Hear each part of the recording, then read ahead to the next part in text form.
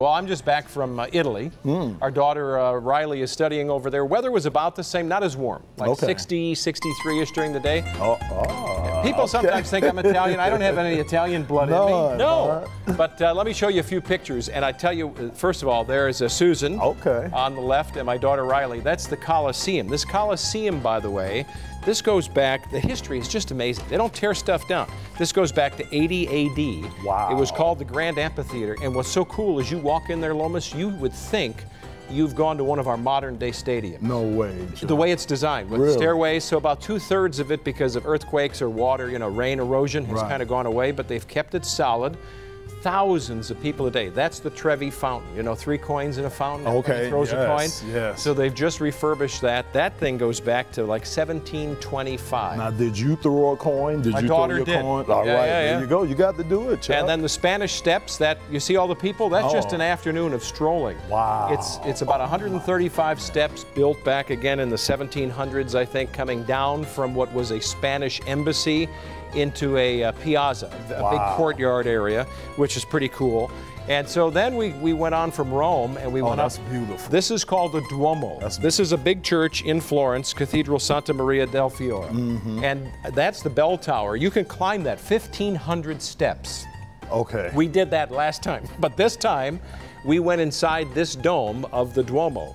So when that was designed, I think starting back in the 1400s, that's the painting on the ceiling of the inside of the dome and the church.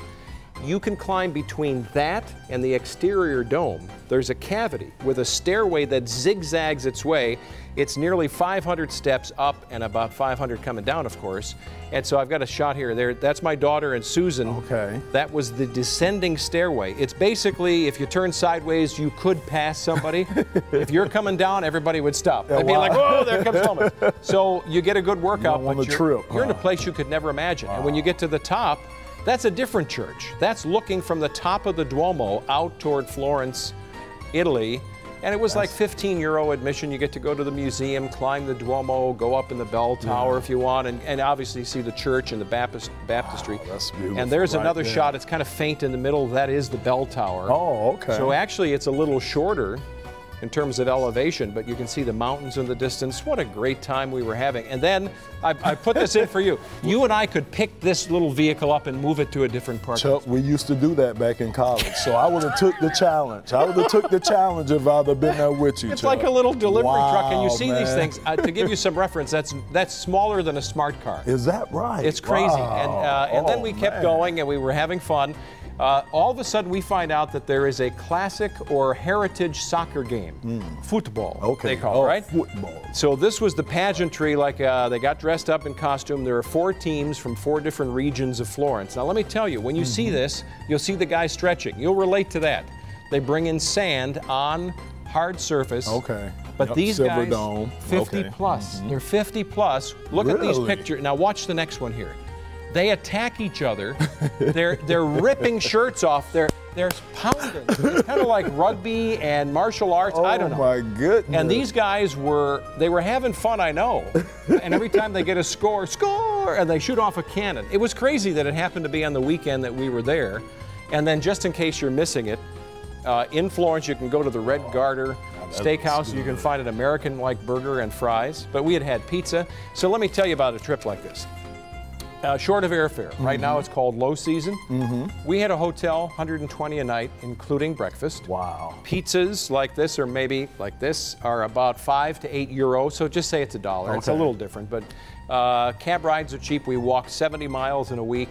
When you say, give me a glass of house wine, $3, it's as good as most red wines that we would get and pay easy $12 to $15 a bottle for. I'm just telling you, if you can afford the airfare, going there and walking around and being in Italy, you can do it on the cheap, and you can get by with great adventures and great stuff. That's what one of my great friends told me. He was over there, and I'm just living through you in his eyes, because he said the same thing about Florence. Yeah. Nothing motorized over there. You do a lot of walking. He was in Venice too, right? Venice. Yeah. I'm sorry, Venice. He was saying that they did a lot of walking over there, nothing motorized. The food was phenomenal. That's what he kept talking about. So train rides are crazy good. We were going from Rome to Florence for about $40 on a train, high-speed train, 156 miles an hour. Trains are great. So if you get a chance, you've got to go. Oh, yeah. You will love it. I'm going to put that on the bucket list. You will love it. Yeah. I better not wait that long. Okay, well, I'll go with you. All right, let's do it. I'll be your tour let's guide. Do it.